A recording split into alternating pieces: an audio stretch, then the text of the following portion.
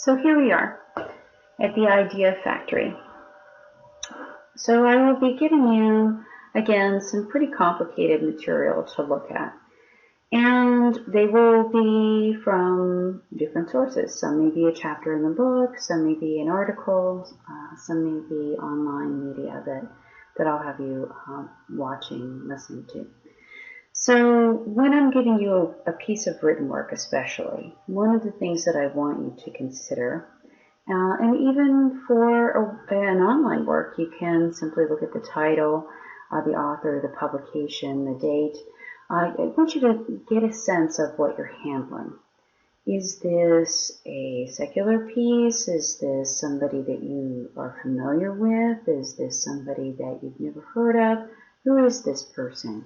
Take a minute. You can take 30 seconds to Google somebody. What is this publication? Is it the New York Times? Is it Psychology Today? Are you looking at a historical piece? Are you looking at a scientific piece? Get to know the piece a little bit. Contextualize it first before you just dive into the first paragraph. Undoubtedly, you'll do this, and you won't really be able to understand what you're reading because you won't understand the context of the information. So understand the context first.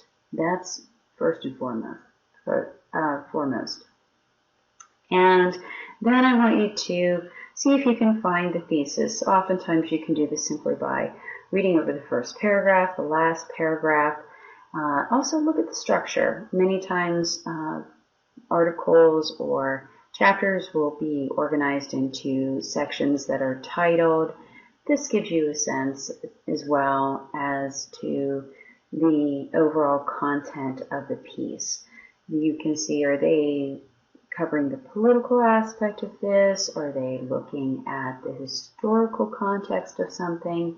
Again, all of these contextual clues will help you to understand the writing so much more. And even if you don't understand every detail, you'll be able to say, I generally understand the gist of this. And that is huge. That is a good start.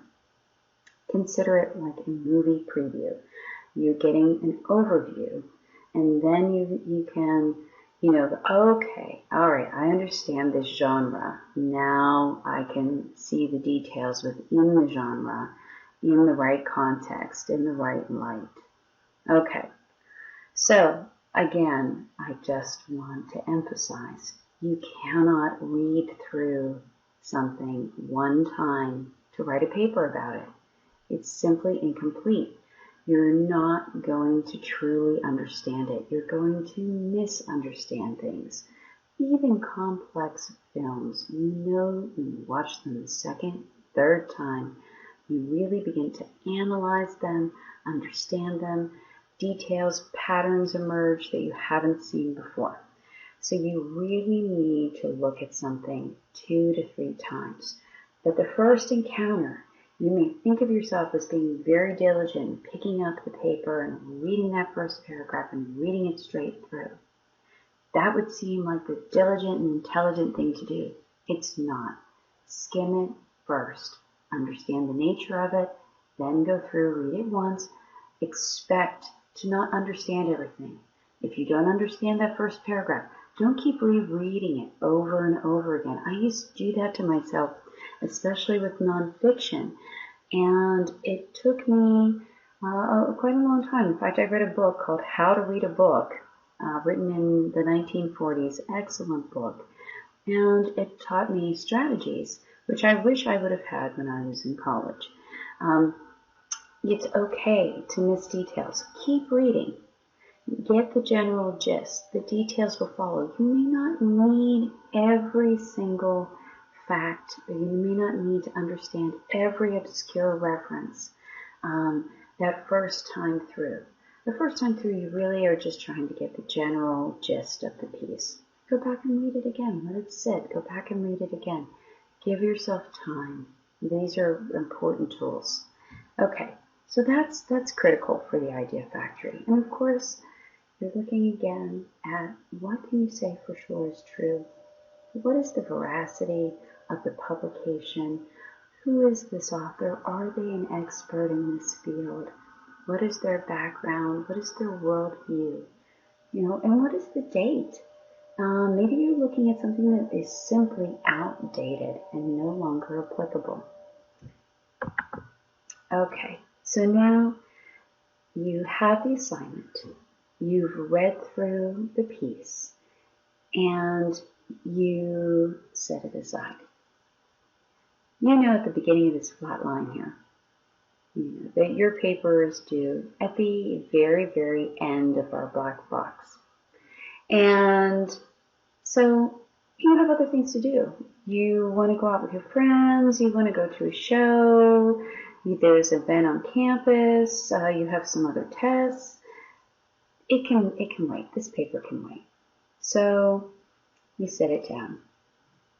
And all of these wonderful things happen and occur, and all these other deadlines come and go. And then somebody mentions to you, oh, maybe dinner time, the night before the paper is due, about your English class, and you remember, and you have a heart attack. And you write from, say, 7:30, maybe 10 p.m., the night before until 1 or 2 in the morning, and you submit the paper the next day. I'm sure this has never happened to any of you, but this is obviously something that we want to avoid. Okay, so I have this as the road to success because, my goal is not to have 1A awarded to one student who can summit Mount Kilimanjaro and put the flag at the top, and so therefore become, the one student who gets an A in my course.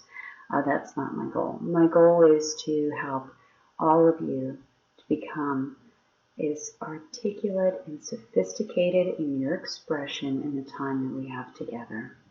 I want you to succeed. This process, this course is built to help you succeed. I want you to get an A. I want all of you to get an A.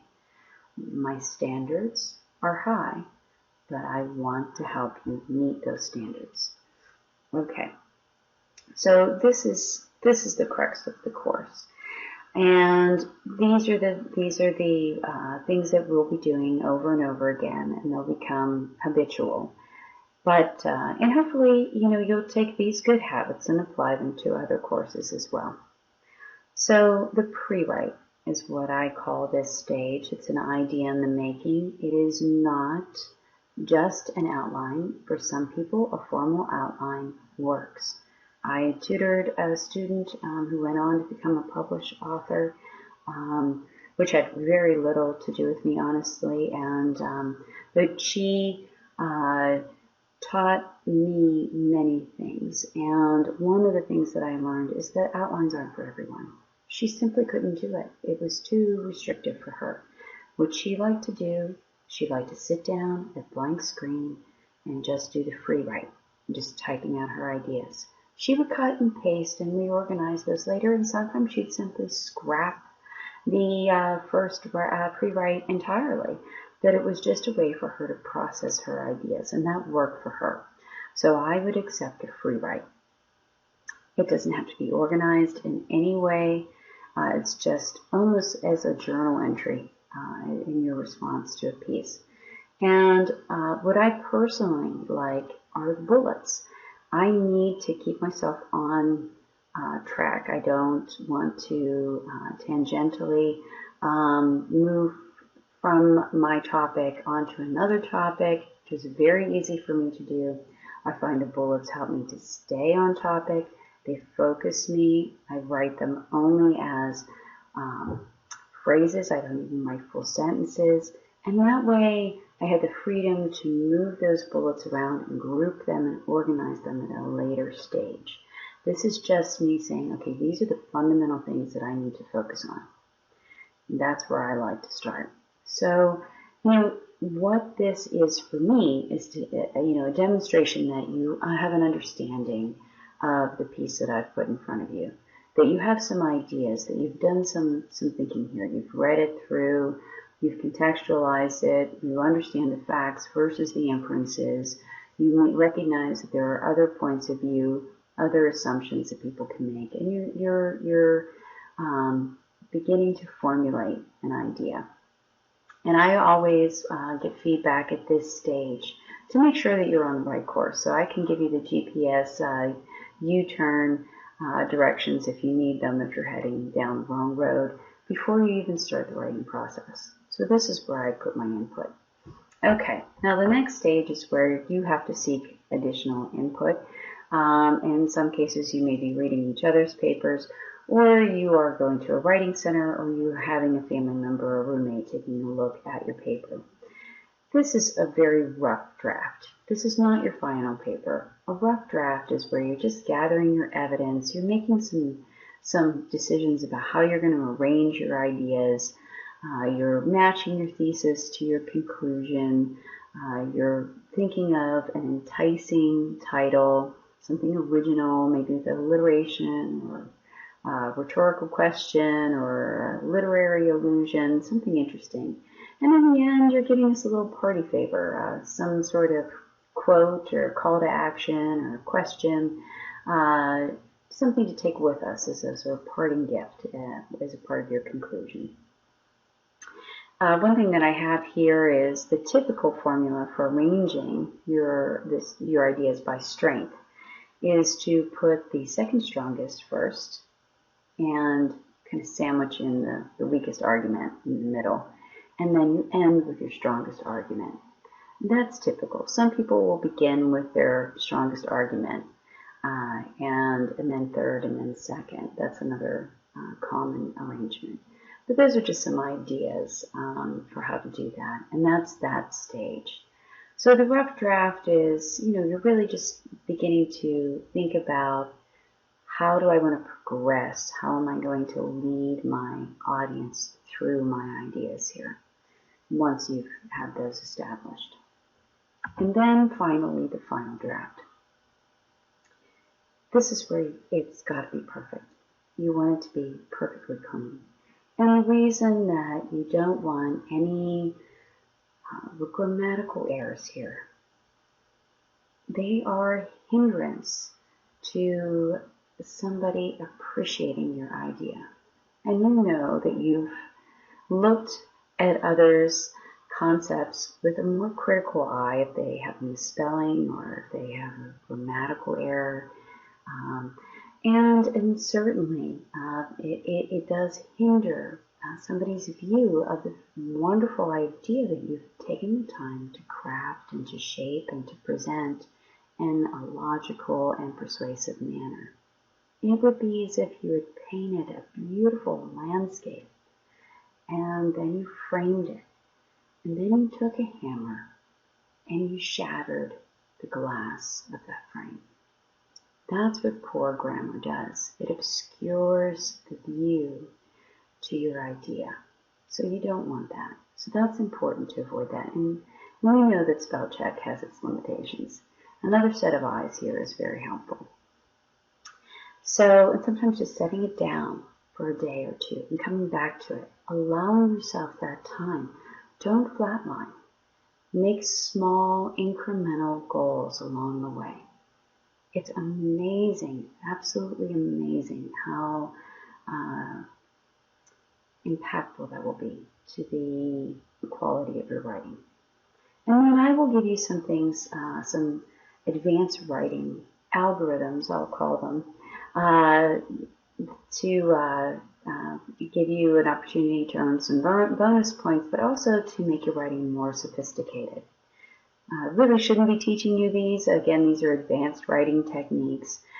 But my theory is that you can handle it. I believe that each generation, this information age, you have to discern quite a bit. And you're pretty sophisticated, and I think you can handle it. We think of writing as something that people are either gifted in or they're not. And the truth is, it's like anything else. It's just hard work, and it's knowing what to do. These are formulas. If you put the words in these particular orders, they create emphasis.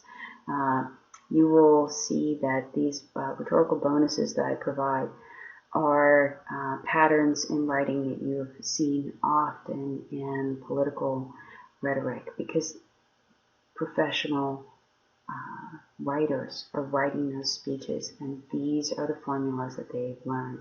You will see these formulas in Shakespearean plays over and over and over again. He essentially relies upon all of these structures, and they're not mysterious. They've been around since the time of Aristotle, and very easily applied, I think. So that's another opportunity for you to make your writing a little bit more sophisticated by adding these flourishes for emphasis.